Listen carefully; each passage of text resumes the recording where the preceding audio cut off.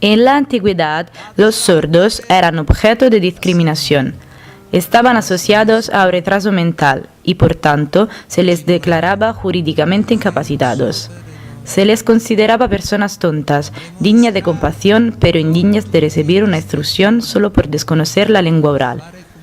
Los sordos, para poder comunicarse entre ellos, inventaron una forma de comunicación basada en gestos y que se ha ido transmitiendo a través del tiempo, aunque esta forma de comunicación no fue suficiente para que los oyentes valoraran la sordera. Así, al inicio del siglo XVI, cuando se dieron cuenta de que los sordos eran mudos a causa de la sordera y no por padecer retraso mental, se empezó a formular las hipótesis de que se les podría ofrecer una instrucción. A partir del año 1500 se les empezó a educar, pero esto se daba en casos excepcionales, en familias ricas y generalmente nobles, que podían permitirse contratar a un maestro particular para disciplinar a un hijo sordo. La educación de este en ambientes de clase alta era fundamental para que en un futuro pudiera heredar el patrimonio familiar, los títulos nobiliarios y desempeñar cargos de alto rango. Entre los educadores principales de la época se puede destacar a los españoles Pedro Ponce de León y Juan Pablo Bonet, que escribió la primera obra sobre la educación de los sordos. La situación de los sordos permaneció igual hasta la segunda mitad del siglo XVIII, cuando el abad Charles Michel de Lépée, afirmando que la instrucción debería ser accesible para todos los sordos, empezó a difundir su método, obteniendo tanto éxito que llegó a conseguir la creación de escuelas para sordos en diversos países europeos. El abad fue el fundador del primer instituto para sordomudos, creado en París en el año 1770, que se convirtió después de algunos años en un modelo a seguir por otros institutos similares que empezaban a surgir en Europa. En Italia, la primera escuela para sordos se abrió en Roma en el año 1784, bajo el impulso de Tommaso Silvestre, un abad que fue enviado a París para aprender el método de Lépée. La sordera es la reducción más o menos grave de la audición y puede ser congénita o con más frecuencia adquirida después del nacimiento. El apelativo sordomudo nace algunos siglos atrás por una convicción errónea. No consiguiendo aprender la lengua oral, los sordos estaban etiquetados como mudos, pero hoy en día es evidente que no lo son completamente, porque su aparato fonoarticulatorio está íntegro y por eso pueden aprender a regular las emisiones de sonidos y palabras si son instruidos de manera correcta al lenguaje verbal a través de la reeducación logopédica. Hace aproximadamente unos 20 años se creó una nueva expresión para definir al sordo, no oyente. Se trata de un eufemismo que recurre a la atenuación, es decir, se expresa un concepto negando el contrario. Se dice que este término es el más incorrecto de todos, y en efecto, decir no oyente a un sordo significa recordarle que no oye, a diferencia de las otras personas. De cualquier modo, se ha decidido no utilizar el término sordomudo, ni tampoco no oyente, solo sordo. En cada país del mundo encontramos comunidades de personas sordas que se comunican a través de los signos y que hacen uso de diversas variedades de lenguas. El British Sign Language, la lengua de signos española y la lengua de señas italiana son algunas entre las más conocidas y estudiadas lenguas de signos que se han desarrollado en los respectivos países. Cada una de ellas tiene características estructurales autónomas y niveles más bien altos de diferenciación respecto a las otras. La lengua de signos italiana es la lengua adoptada en la comunicación de los italianos sordos. La LIS también es la lengua materna de algunos oyentes italianos, sobre todo hijos de personas sordas, y es la segunda lengua de muchos oyentes, normalmente trabajadores en sectores educativos. Las personas que crean mensajes en lengua de signos se denominan signantes.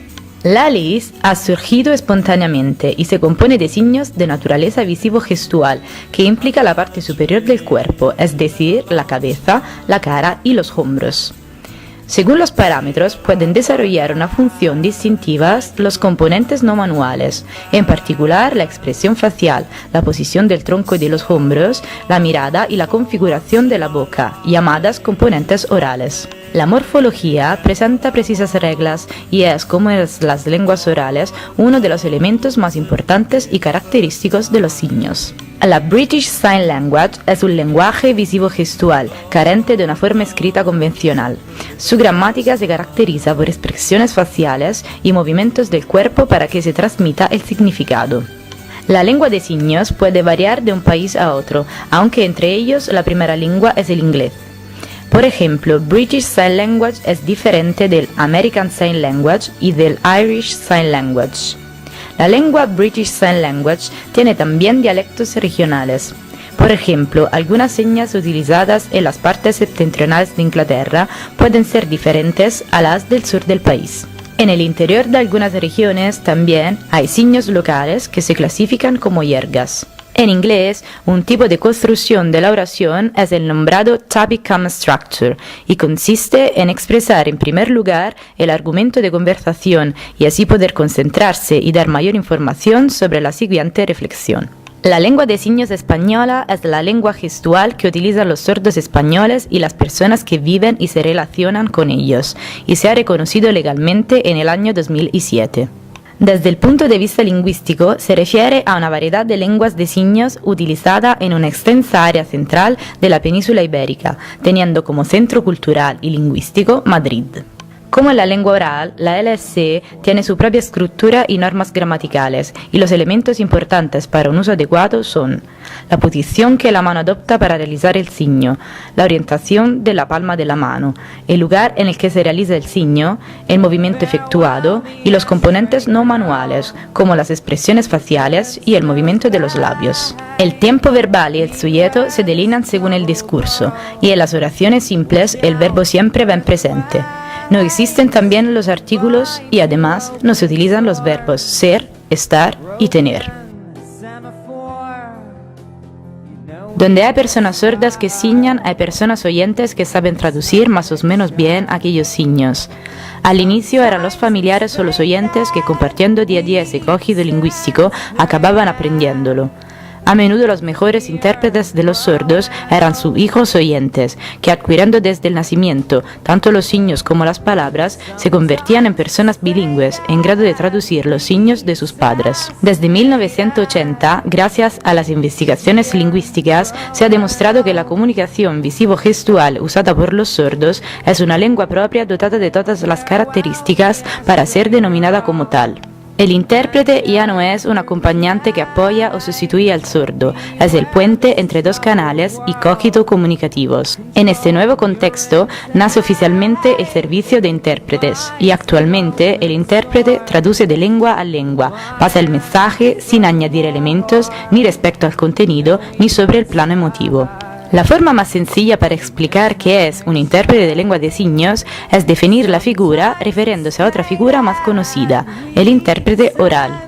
Durante una reunión de negocios entre dos hombres en lenguas diferentes, se puede pedir la presencia de una figura que en ámbito de la competencia de dos lenguas y de dos culturas sepa resolver los problemas de comunicación poniendo en contacto entre ellos a las dos personas. El intérprete traduce de manera precisa todo lo que escucha, hace una lección, ya sea de carácter lingüístico como de carácter cultural, para presentar un contenido comprensible del informe.